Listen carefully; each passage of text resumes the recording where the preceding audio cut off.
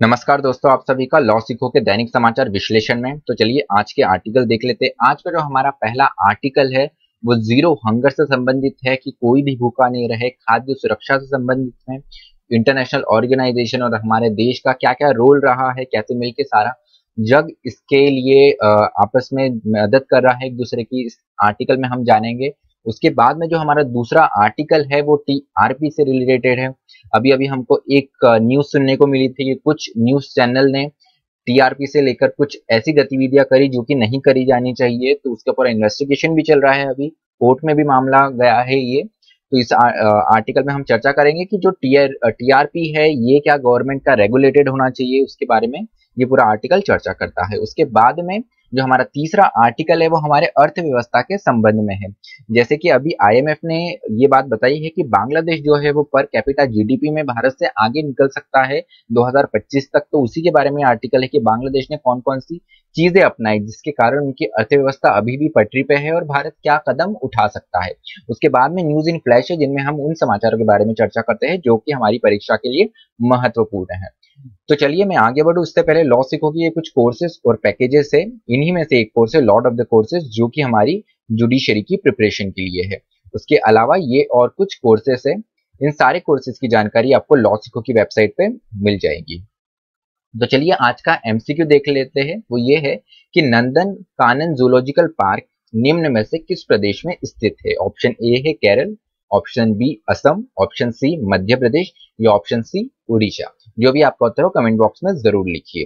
तो चलिए वर्णनात्मक प्रश्न भी देख लेते हैं आज का। वह यह है कि नागरिकों की जानकारी के अधिकार के साथ साथ अभिव्यक्ति की स्वतंत्रता सुनिश्चित करने में मीडिया की क्या भूमिका है, एक विस्तार में चर्चा करें। आप आपका उत्तर 250 शब्दों में लिख सकते हैं। तो चलिए जीरो हंगर के बारे में बात करते हैं, हमारे इस आर्टिकल के बारे में, जो कि खाद्य सुरक्षा से बात करता है कि कोई भी हमारे विश्व में भूखा नहीं रहे, सिर्फ हमारे देश में नहीं विश्व में कोई भूखा नहीं रहे, उसके बारे में ये आर्टिकल चर्चा करता है। तो आज ये जो हमारा 16 अक्टूबर है, आज का जो दिवस है वो वर्ल्ड फूड डे के रूप में बनाया जाता है।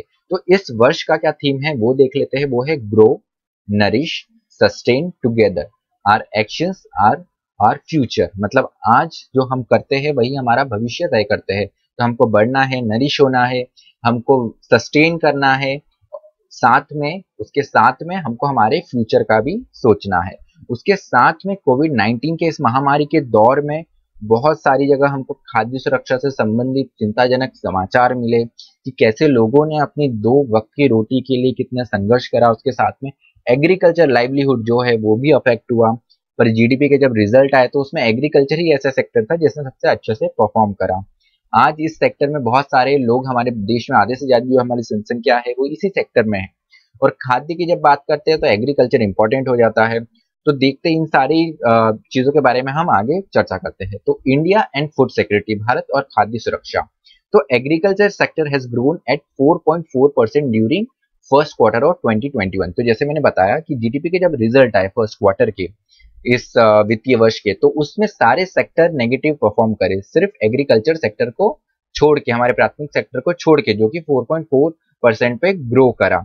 क्योंकि कहीं ना कहीं कोविड के दौर में सरकार की तरफ से ये निर्णय बहुत अच्छा लिया गया था कि जो हमारे रूरल एरिया की गतिविधियां है, जो हमारी एग्रीकल्चर गतिविधियां है, वो अफेक्ट नहीं होंगी। इनिशियल कुछ पीरियड में वो बंद रहा, लेकिन उसके बाद में ही सरकार ने इसको बहुत जल्दी चालू कर दिया। तो गवर्नमेंट के क्या इनिशिएटिव रहे हैं वो देख लेते हैं इस कोविड के दौर में। तो distributed around 23 million tons of food grains through PDS.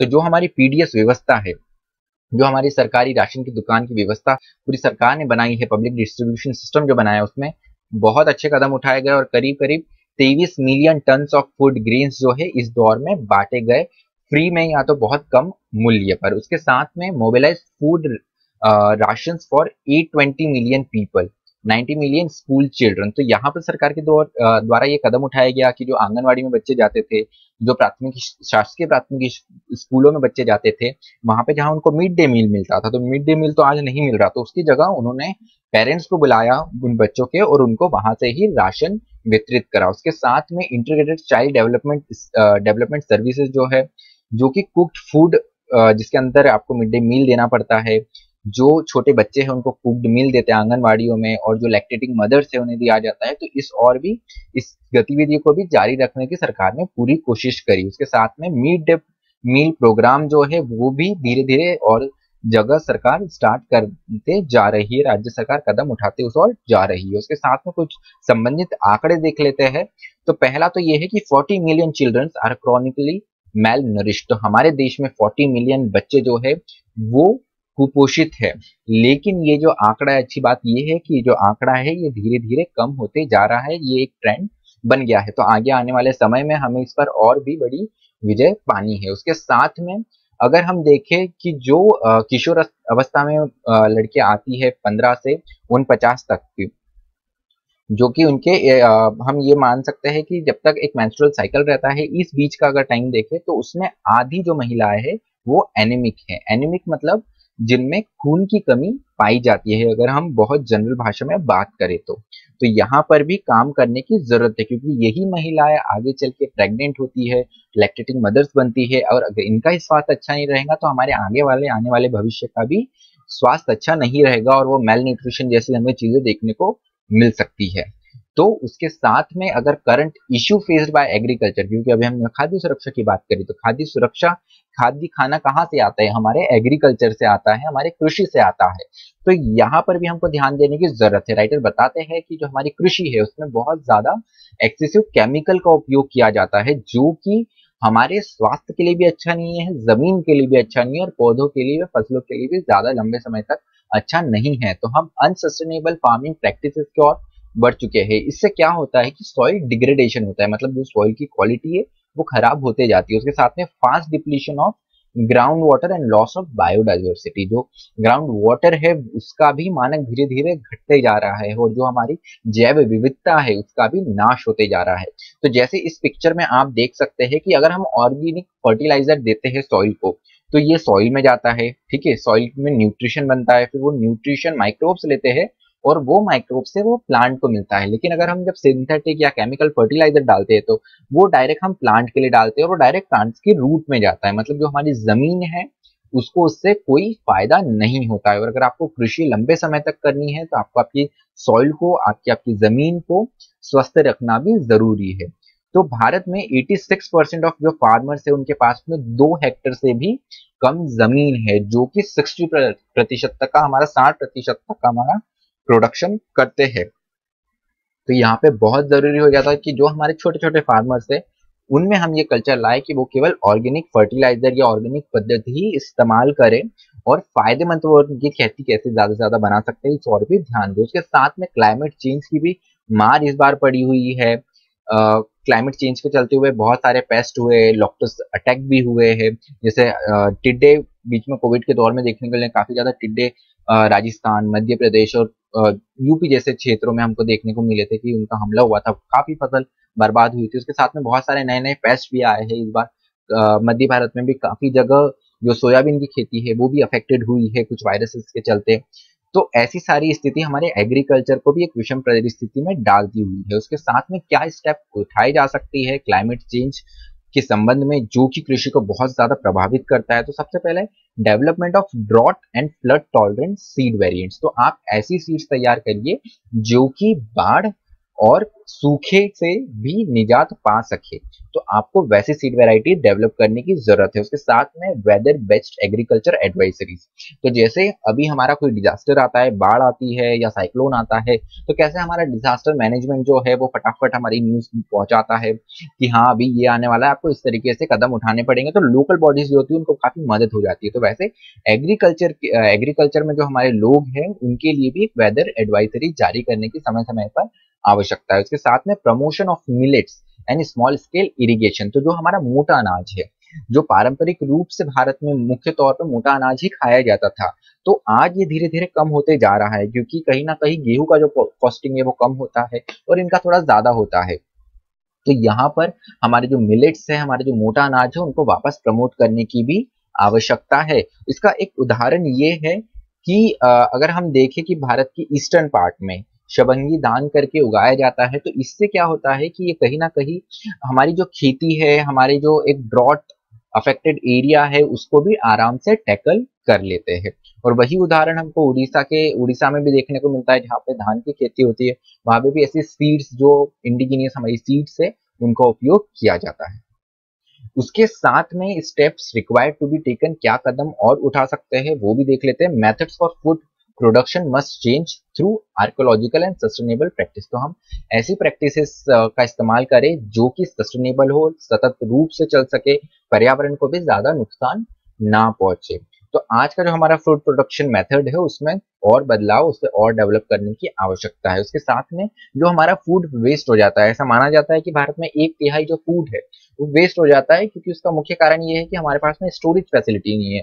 तो हमें इस और भी ध्यान देना चाहिए। तो जैसे आपको पता है कि जो हमारा एग्रीकल्चर इंफ्रास्ट्रक्चर फंड है उसमें सरकार बहुत बड़े निवेश की बात की गई है, जिससे फूड स्टोरेज और कोल्ड चेन डेवलप करने की बात की गई है, वो यहाँ पर मदद कर सकता है। उसके साथ में यूनाइटेड नेशंस का क्या कंट्रीब्यूशन रहा है फूड सिक्योरिटी, खाद्य सुरक्षा के संबंध में भारत में, वो देख लेते। तो फूड एंड एग्रीकल्चर ऑर्गेनाइजेशन जो है, उसके साथ में international fund for agriculture development IFAD और वर्ल्ड फूड प्रोग्राम, इन्होंने तीनों ने मिलकर भारत सरकार के साथ में काफी अलग अलग क्षेत्रों में काम करा है। फैसिलिटी सप्लाई चेन की प्रोवाइड करी है, लॉजिस्टिक मैनेजमेंट दिया हुआ है, इससे हमारे कृषि क्षेत्र को काफी ज्यादा फायदा हुआ है।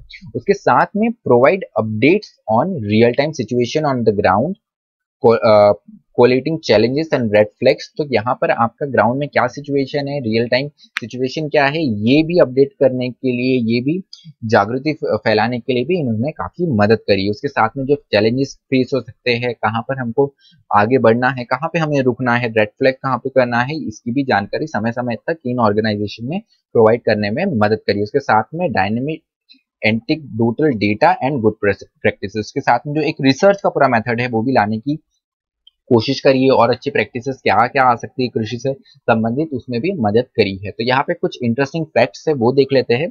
दिस ईयर FAO जो कि हमारा food and agriculture organisation is celebrated 75 years of fighting hunger in over 130 countries. तो आप समझ सकते हैं कि एक यूनाइटेड नेशन का जो ऑर्गन है FAO, उसके 75 वर्ष पूर्ण हो गए हैं, और इन्होंने 130 अलग अलग देशों में जो हंगर से फाइट करने में मदद करी। उसके साथ में IFAD जो है become the first UN agency to receive credit rating. तो क्रेडिट रेटिंग जो कंपनीज को मिलती है बॉन्ड से रिलेटेड या इक्विटी से रिलेटेड, कौन किसमें इन्वेस्ट करेगा, तो वो IFAD को सबसे पहली क्रेडिट रेटिंग मिली है, ये पहला UN एजेंसी बन गया। उसके साथ में WFP जो है, जो वर्ल्ड फूड प्रोग्राम है, उसे नोबेल प्राइज पुरस्कार भी मिला हुआ है।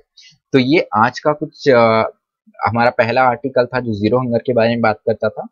तो आज का हमारा दूसरा आर्टिकल देख लेते हैं कि टेलीविजन की जो रेटिंग पॉइंट्स है उसे रेगुलेट करने की जरूरत है क्या। तो ये समाचार में कैसे आया, तो मुंबई पुलिस ने ये एक केस दर्ज किया है कुछ न्यूज चैनल के चलते कि उन्होंने ब्रॉडकास्ट ऑडियंस रिसर्च काउंसिल के जो रेटिंग मीटर्स होता है उन्हें मैनिपुलेट करने की कोशिश करी हुई है। तो बार्क के बारे में थोड़ा जान लेते हैं। बार्क एक इंडस्ट्री बॉडी है, एक ऐसा डिजाइन है जो कि ये मापता है कि कौन सा चैनल कितनी देर देखा गया दर्शकों के द्वारा। अब ये क्यों महत्वपूर्ण होता है, हम आगे और इसके बारे में चर्चा करेंगे। What are the issue involve, तो कौन कौन से इसमें मुद्दे इन्वॉल्व है। सबसे पहले तो फाइनेंशियल फ्रॉड, कि फाइनेंशियल फ्रॉड का सबसे बड़ा मुद्दा हो जाता है, क्योंकि जैसे एक चैनल को बहुत ज्यादा, कोई एक पर्टिकुलर ए चैनल है, ठीक है, उसका ऑडियंस है 500, बी चैनल का ऑडियंस 1000।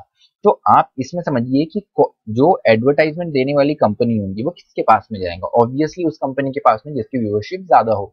हमारे केस में कंपनी बी के पास में जिसके पास में 1000 है। तो यहाँ पर एक फाइनेंशियल फ्रॉड हो जाता है कि जो कंपनी से कॉर्पोरेशन है, जो अमाउंट ऑफ सिग्निफिकेंट अमाउंट जिसको मिलना चाहिए उसे नहीं मिलके किसी और चैनल को ये मिल जाता है बिकॉज ऑफ मैन्युपुलेशन। उसके साथ में channel ratings are being distorted for advertisement. तो यही बात कही गई है कि चैनल की जो रेटिंग्स है उसे डिस्टॉर्ट किया गया। तो पिछले 3 महीनों में ये देखा गया कि कुछ जो चैनल थे उनकी रेटिंग एकदम से बहुत ज्यादा बढ़ गई।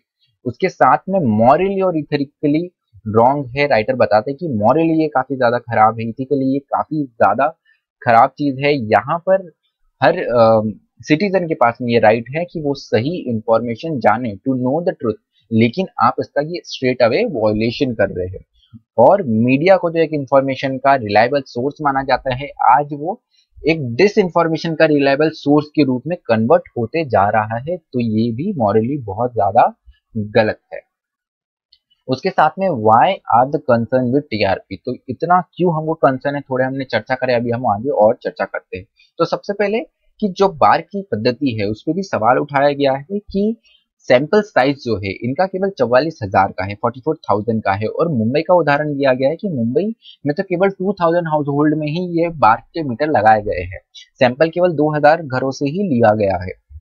मुंबई एक ऐसा सिटी है जहाँ पे सबसे ज्यादा टीवी देखने वाला अगर मेट्रो सिटी से कहे तो गलत नहीं है, लेकिन वहां सिर्फ 2,000 घर, तो ये विश्वास करना, ये अपने आप में डाइजेस्ट करना थोड़ा कठिन है। तो कहीं ना कहीं आपके सैंपल साइज पे आपको काम करने की आवश्यकता है। उसके साथ में कंपटीशन फॉर टीआरपी, ये कहीं ना कहीं एक जो कंपटीशन है टीआरपी का, ये अनइथिकल प्रैक्टिसेस की ओर बढ़ता है, क्योंकि न्यूज चैनल आजकल न्यूज से ज्यादा एक एंटरटेनमेंट कैसे प्रोवाइड कर सके उस और ज्यादा ध्यान दे रहे हैं, क्योंकि जो सबसे ज्यादा टीआरपी रहती है वो एंटरटेनमेंट चैनल की आती है। तो आज न्यूज चैनल कहीं ना कहीं अपना टीआरपी बढ़ाने के चक्कर में अनइथिकल प्रैक्टिसेस की ओर आगे बढ़ रहे हैं। उसके साथ में उदाहरण के लिए देख ले तो सुशांत सिंह राजपूत का जो केस था उसमें तो बॉम्बे हाईकोर्ट ने कह दिया कि बस अब बस करो, कुछ भी अपनी मन घड़ंत आप कहानियां टीवियों पर चलाना बंद करो, ये स्टेटमेंट बॉम्बे हाईकोर्ट दे चुका है। उसके बावजूद भी इसमें तो इतनी ज्यादा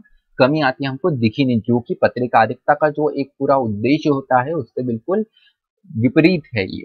उसके साथ में लैक ऑफ ट्रांसपेरेंसी, पारदर्शिता की भी काफी ज्यादा कमी है। तो हुज रेटिंग एंड हाउ, इसके बारे में कोई पारदर्शिता नहीं है। सैंपल साइज देखा हमने काफी ज्यादा कम है। उसके साथ में एक इंटेलेक्चुअल हॉरिजन जो है वो भी काफी ज्यादा यहाँ पे कम होते जा रहा है।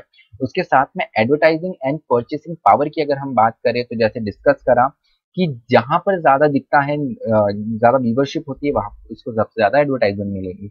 लेकिन इंग्लिश चैनल्स जो है, इंग्लिश चैनल्स पे भी काफी ज्यादा उनको रेवेन्यू मिलता है। तो इसका कारण एक तो ये हो जाता है कि इंग्लिश चैनल वो लोग देते हैं जो कि कुलीन वर्ग से आते हैं, जो हायर इनकम ग्रुप के लोग आते हैं, जो इंग्लिश अच्छे से जान लेते हैं, समझ लेते हैं। तो ऑब्वियसली उनके पास में जो प्रोडक्ट उस चैनल पे अगर आप दिखाओगे तो वो आप लग्जरियस प्रोडक्ट दिखा सकते हैं, जो लोग इसे अफोर्ड कर सकते हो। यहाँ पर इंग्लिश चैनल का एक प्रपोर्शन इसलिए ज्यादा हो जाता है, इनका परचेसिंग पावर जो है वो इसलिए ज्यादा हो जाता है। तो English channels account less than 1% of total TV viewership. Writer यहाँ पे बताता है कि जो टोटल टीवी व्यूअरशिप है उसका केवल 1% है। उसके बावजूद भी यहाँ पे जो एडवर्टाइजमेंट की एक जो फाइट देखने को मिलती है वो काफी ज्यादा है। तो people meter installed only in poor household, तो ये मुद्दे पर भी हम अभी आगे बात करते हैं। तो यहाँ पर जो स्टेप्स लेने की बात कही है उसमें हम ये जानेंगे कि जो पूरा हाउस होल्ड में ही ये मीटर क्यों इंस्टॉल किए जाते हैं, इसके पीछे कारण क्या है। तो सबसे पहले increase the sample size. Writer कहते हैं कि आपको सैंपल साइज बढ़ाने की जरूरत है। 44,000 आपके पास में टीवी साइज से आपने सैंपल साइज बनाया हुआ है तो वो बहुत कम है, और उसके साथ में इसमें बराबर एक सोशियो इकोनॉमिक रिप्रेजेंटेशन भी नहीं है, क्योंकि मार्क मीटर आपने जिन घरों में लगाए हुए हैं वहां पर आप जो उस हाउस होल्ड को 500 से 1000 500 से 600 रुपए देते हैं, तो उसमें जो हायर क्लास के लोग हैं वो कैसे इंक्लूड होंगे। ठीक है, वो तो इतने कम अमाउंट में अपने घर पे कोई भी मीटर लगाना सही नहीं समझेंगे। तो यहाँ पर आपको हायर क्लास को भी इंक्लूड करने की जरूरत है और डिफरेंट सेक्शन ऑफ सोसाइटी को इंक्लूड करने की यहाँ पर जरूरत है। उसके अलावा राइटर बताते हैं कि multiple agency to calculate TRP, तो यहाँ पर बहुत अलग अलग एजेंसी से आपको एक इंटीग्रेटेड एजेंसी यहाँ पे बनाने की आवश्यकता है। उसके साथ में establish a self regulatory body, तो गवर्नमेंट की इंटरफेरेंस से ज्यादा यहाँ पर जरूरी होती है जो इंडस्ट्री है, जो चैनल्स जो भी न्यूज चैनल हो गए या दूसरे चैनल्स हो गए, जो इंडस्ट्री हो गई, उनको ही साथ में मिलकर यहाँ पे सेल्फ रेगुलेटरी बॉडी बनाने की आवश्यकता है। अदरवाइज अभी के सिनेरियो में जैसे बहुत सारे लांछन लगाए गए, बहुत सारे आरोप लगाए गए टीवी चैनल्स पे, वैसे आपको आगे देखने को मिलेंगे और ओवरऑल जो आपकी पूरी इंडस्ट्री है उसका का नाम खराब होगा। उसके साथ में गवर्नमेंट यहाँ पे एक प्रोसेस फैसिलिटेट कर सकते हैं, एक सहायता प्रोवाइड कर सकती है, लेकिन अगर गवर्नमेंट इस पिक्चर में आती है तो राइटर बताते हैं कि उतना सही नहीं होगा। उससे बेटर है आप सेल्फ रेगुलेशन ही लेकर आए। तो यहाँ पे pass laws providing sanction on violating of the regulation, तो सरकार की ओर से ये कदम उठाया जा सकता है कि आप कुछ रेगुलेशन सेट कर लिए इथिक्स मॉडल से रिलेटेड, और अगर जो भी इसका वायलेशन करता है तो आप उस पर सैंक्शंस लगाए। तो यहाँ पर जो सेल्फ रेगुलेटरी ऑर्गेनाइजेशन है वो भी ये कर सकते हैं और ये सरकार भी यहाँ पर कानून लाके कर सकती है। तो चलिए इकोनॉमिक डेवलपमेंट के बारे में कि कैसे अर्थव्यवस्था विकसित हो रही है उसके बारे में बात करते हैं भारत और बांग्लादेश के परिदृश्य में। तो न्यूज में क्यों है, तो आईएमएफ का जो वर्ल्ड इकोनॉमिक आउटलुक है उन्होंने ये अनुमान लगाया है कि जो वर्ल्ड इकोनॉमी है वो 4.4% से कॉन्ट्रैक्ट हो सकती है, मतलब ये नेगेटिव में जा सकती है 2020 इस वर्ष में। उसमें अगर भारत की अर्थव्यवस्था देखिए तो ये 10.3% तक कॉन्ट्रैक्ट हो सकती है। भारत के अलावा जो और देश है जिसमें डबल डिजिट में कॉन्ट्रैक्शन देखने को मिल सकता है उसमें एक है इटली और दूसरा है स्पेन। तो पूरे वर्ल्ड में अगर हम देखें तो इटली, स्पेन और भारत ही ऐसे देश है जिसमें डबल डिजिट में कॉन्ट्रैक्शन हो सकता है, जो कि थोड़ी बड़ी इकोनॉमी से, बाकी और इससे ज्यादा भी हानि हो सकती है छोटे देशों को, लेकिन बड़ी अर्थव्यवस्था में ये 3 सिग्निफिकेंट कंट्रीज है। तो इंडिया वर्सेस बांग्लादेश की बात कर लेते हैं कि बांग्लादेश कैसे न्यूज में आया। तो पर कैपिटा इनकम जो है, तो ऐसा अनुमान लगाया गया है कि आईएमएफ के द्वारा कि जो प्रति व्यक्ति आय है उसमें भारत को बांग्लादेश 2020 तक पीछे छोड़ देगा। ये एक्सपेक्ट किया गया है कि 2020 खत्म होते होते बांग्लादेश पर कैपिटा इनकम में भारत से आगे बढ़ जाएगा। उसके अलावा प्रति व्यक्ति जीडीपी की बात करें तो उसमें भी 2025 तक बांग्लादेश भारत से आगे बढ़ जाएगा, जहां बांग्लादेश में अनुमान लगाया गया है कि $2756 पे बांग्लादेश होगा पर कैपिटा जीडीपी में। वही भारत स्लाइटली पीछे $2729 होगा उनसे। तो यहाँ पे बांग्लादेश का एक उदाहरण है कि बांग्लादेश ने क्या कारण है कि भारत बांग्लादेश इतनी अच्छा परफॉर्म कर रहा है। तो भारत बांग्लादेश में एक एक्सपोर्ट देखने को मिला गारमेंट एंड अप्रैल में, जो वस्त्र और परिधान का क्षेत्र है उसमें बहुत बड़े आयात देखने को मिले। तो बांग्लादेश एक धीरे धीरे एक ऐसा मार्केट करके उभर रहा है जो कि एक बहुत बड़ा एक्सपोर्टर है, आयात करता है वो वस्त्र और परिधानों में। तो यहाँ पे भारत के लिए क्या लेसन हो सकता है कि हम भी हमारे एक्सपोर्ट को, हमारे निर्यात को, सॉरी अभी जो एक्सपोर्ट की बात करी वो निर्यात होता है, तो भारत अपने निर्यात को बढ़ाने के लिए ज्यादा से ज्यादा काम करे। उसके साथ में lower tariff, free trade agreement और इंटीग्रेटेड ग्लोबल सप्लाई चेन के लिए भी भारत काम कर सकता है। तो चलिए न्यूज इन फ्लैश देख लेते हैं आज का। भानु अथैया जो है उनकी मृत्यु हो गई है। ये एक बहुत फेमस कॉस्ट्यूम डिजाइनर थी जिन्होंने गांधी मूवी जो आई थी 1982 में, उसमें जो जो कैरेक्टर थे उनके परिधान उन्होंने डिजाइन किए थे। इनके लिए उनको नोबेल पुरस्कार भी मिला हुआ था। तो इंडिया से पहली विनर थी ये ऑस्कर पुरस्कार की, तो उनको पहला ऑस्कर यहाँ पर मिल चुका है। उसके साथ में ऑटोबायोग्राफी भी इनकी, the art of costume design 210। उसके साथ में इनको बीमारी लंबे समय से थी, ब्रेन ट्यूमर की, करीब करीब 8 साल 2012 में ये ब्रेन ट्यूमर की इनको जो बीमारी है ये ट्रेस हुई थी और तब से इनका ट्रीटमेंट चल रहा था। तो चलिए दूसरा जो हमारा समाचार वो देख लेते हैं, एडॉप्ट एन एनिमल प्रोग्राम। तो बड़ा अच्छा प्रोग्राम चलाया जा रहा है नंदन कानन जूलॉजिकल पार्क जो कि उड़ीसा में स्थित है। वहां पर ये कार्यक्रम चलाया जा रहा है कि आपको जो डिफरेंट अलग अलग स्पीसीज है आप इसको अडॉप्ट कर सकते हैं। तो ये कहीं ना कहीं बताया गया है कि it is one of the leading zoos in the country in terms of fauna population and specific diversity. तो ये बहुत बड़ा एक जू है जिसमें इतनी ज्यादा आपको एक फौना डाइवर्सिटी मिल सकती है in order to mobilise resources for animals. तो यहाँ पर एडॉप्ट एन एनिमल का एक पूरा प्रोग्राम चलाया जा रहा है। इसके साथ में जीएसटी कॉम्पनसेशन जो कब से केंद्र और राज्य के बीच में एक विवाद चल रहा था, तो उसके लिए भी केंद्र सरकार ने ये अनाउंस किया है कि वो 1.1 लाख करोड़ जो है वो उधार लेने वाली है और वो पैसा वो स्टेट्स को देंगी कि जो जीएसटी कॉम्पनसेशन में जो शॉर्टफॉल आ रहा है उसको कम से कम कर सके। इससे पहले 21 स्टेट्स ऐसे हैं जो कि पहले ही एग्री कर दिए थे तो मार्केट से पैसे बोरो करेंगे। तो चलिए आज का जो हमारा विश्लेषण है वो यही समाप्त होता है। मुझे सुनने के लिए आप सभी का धन्यवाद।